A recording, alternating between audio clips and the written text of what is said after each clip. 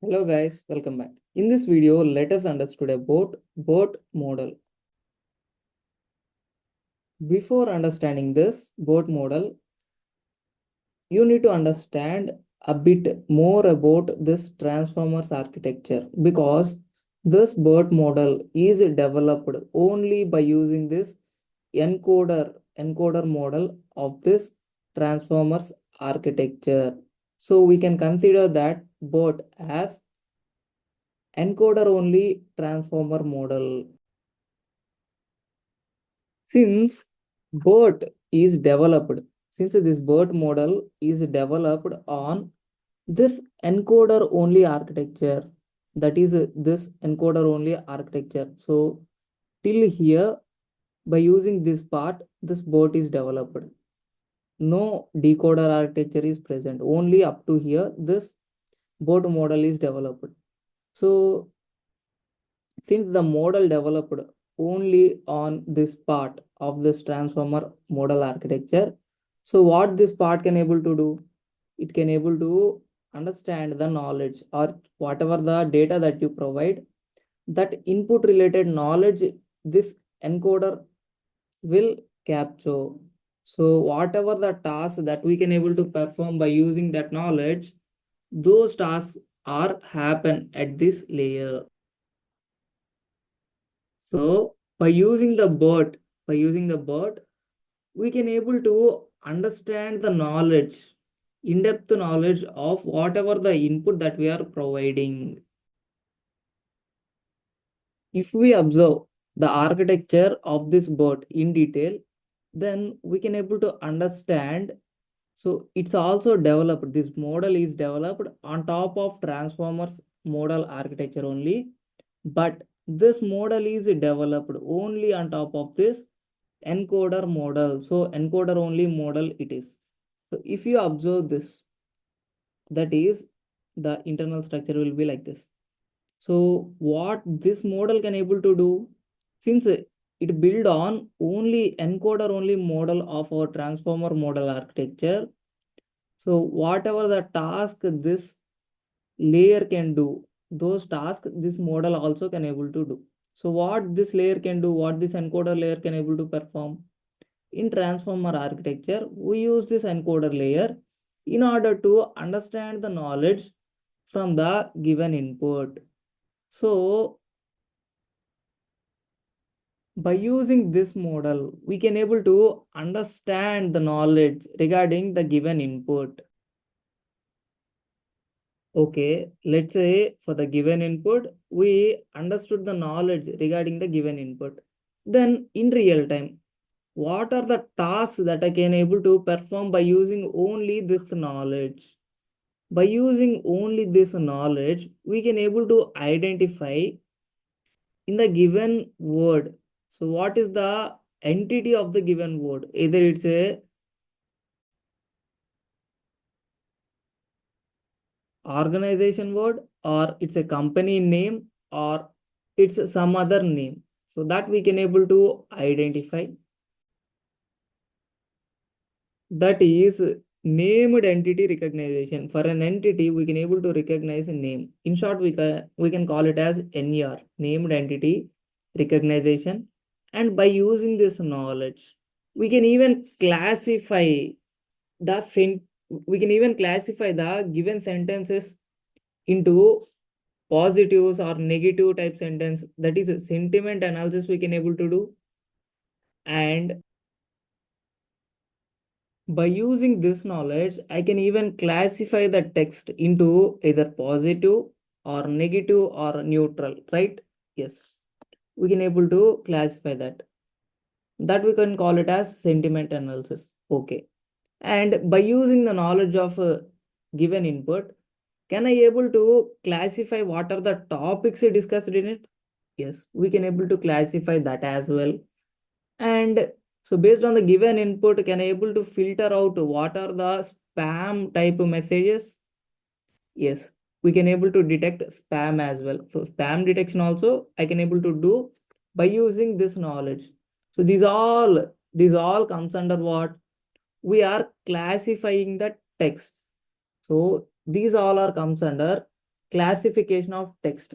So for this text classification like named entity recognition, sentiment analysis, topic classification or spam detection, this model we can able to use.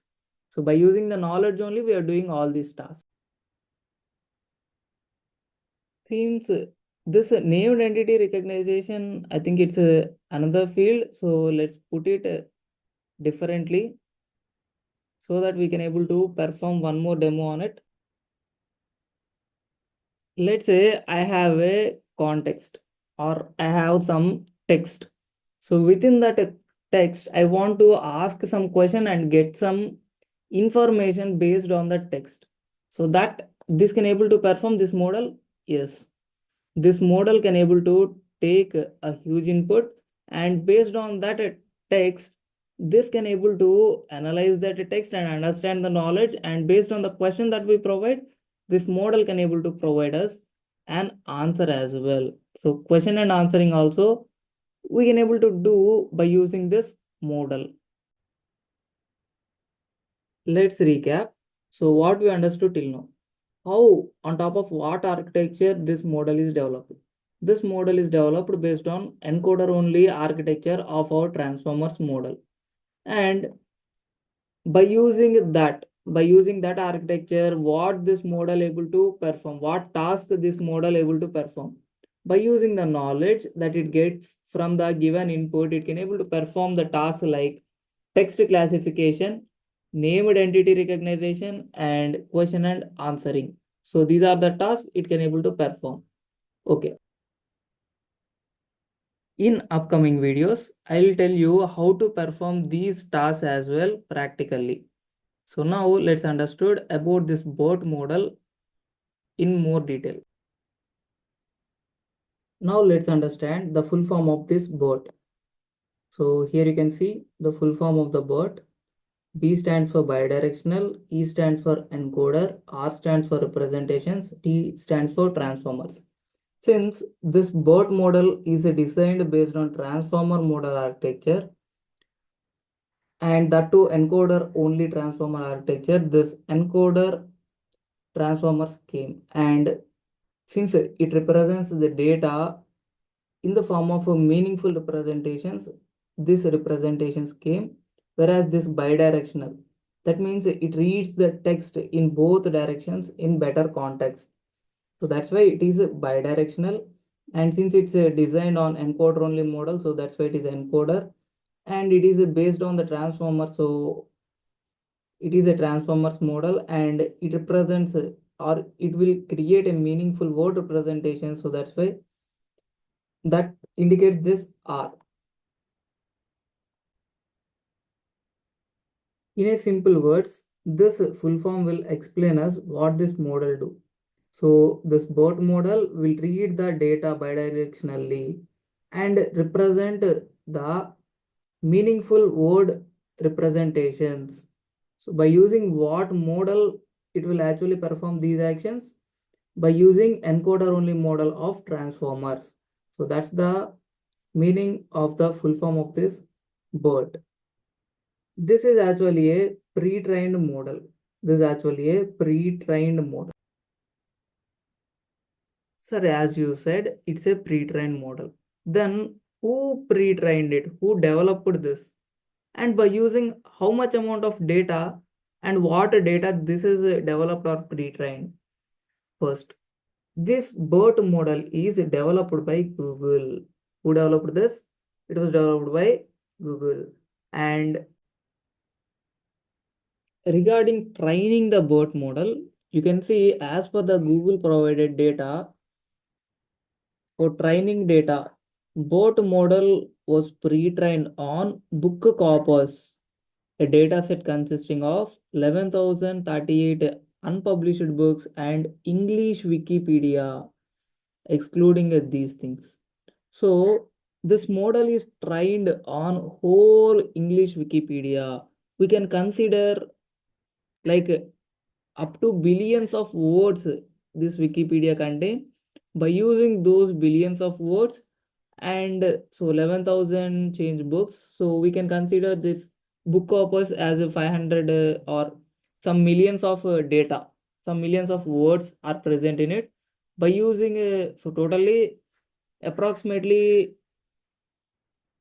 at least 3 billions of data, 3 billion of words data that Google have considered for training this BERT model. So by using that,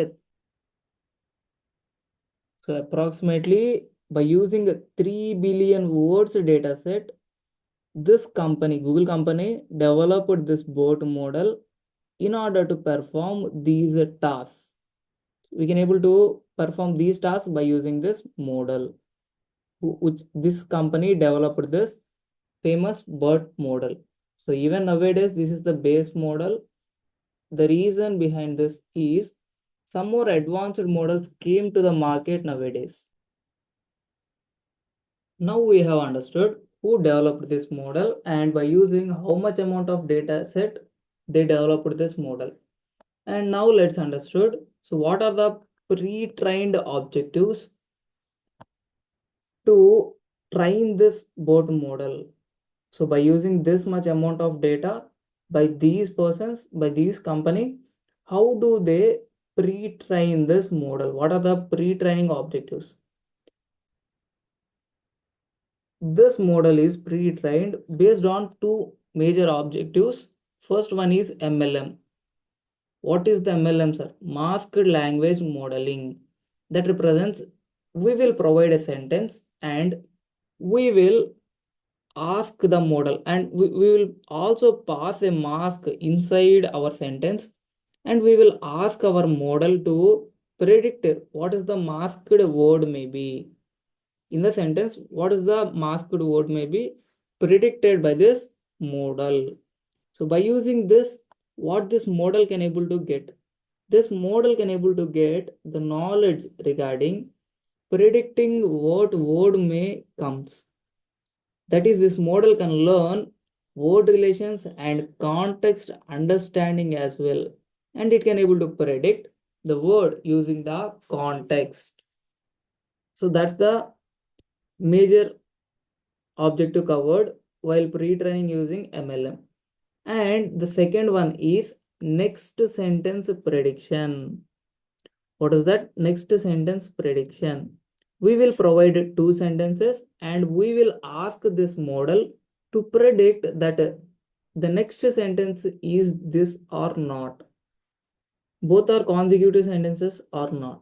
So during that case, what is the focus or what is the knowledge that this will get? So here it will focus on learning sentence relations. That is, it will determine if second sentence follows first sentence or not in this objective. So by using these two objectives, actually this BERT model is developed. So this is about this BERT model and later on based on parameters, the BERT model developed is also classified because if very less number of parameters are there, then it will work faster and provide you faster responses. But the accuracy may reduces because it trains on less amount of data. So accuracy obviously reduces. And if we train this model on large amount of data, then obviously it can able to provide you high accurate responses, but it will take you a more time as well to providing that response. Now let's see the comparison of BERT-based models. So initially Google developed this BERT-based model. So these are the different models. You can see multiple are there.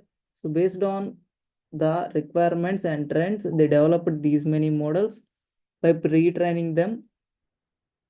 And while developing the BERT base case model, they trained with 110 million parameters. So it we can use for general purpose NLP. This they created in 2018 itself. After that, they require to perform complex based NLP task by using the model. So they developed some more robust model, that is this BERT Large. And for this model, they trained with 340 million parameters. So after this, again, they require one more BERT model that need to be with small parameter size in order to load in any general applications for others, and need to respond faster, because this BERT Large will take a bit amount of time to respond back. So that's why they developed this distill BERT. This model actually trained with 66 million parameters, and it can able to fasterly interface to any of your application and can provide you a bit faster responses. Then based on their requirement, they need a tiny version of it. So that's why they designed this a tiny bot. This they designed with 14 to 67 million parameters. It's a low resource device purpose use case. We can able to use this tiny bot. Then again, since this is providing late responses, they require a model in order to perform NLP tasks for large amount of data. So that's why they developed this robota base, and this they developed with 125 million parameters. This is the base model, and this again a large model for performing advanced based NLP tasks. And this they trained with these many parameters, 355 million parameters. And so at last they created these two versions, that is Alberta base and Albert Large. This base model they use it for lightweight NLP tasks, and they designed it by very least number of parameters, that is 12 million. And this Alberta Large, they designed it with 18 million parameters, and they use it for low resource training.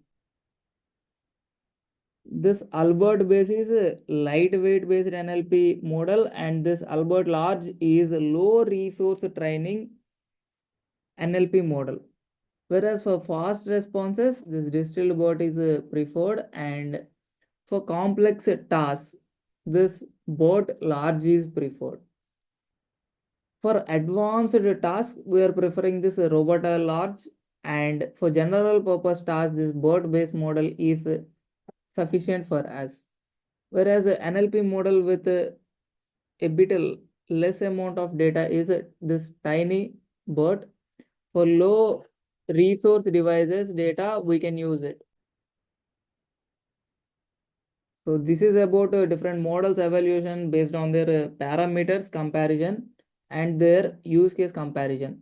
These are the layers that we can able to see for each and every model, and these are the hidden layers which we cannot able to see in models, and these are the attention heads of these models.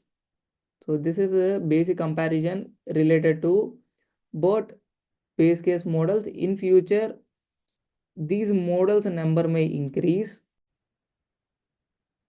So based on the current trend and your related use case and how many parameters that you are expecting for your project, you need to prefer any one of the model.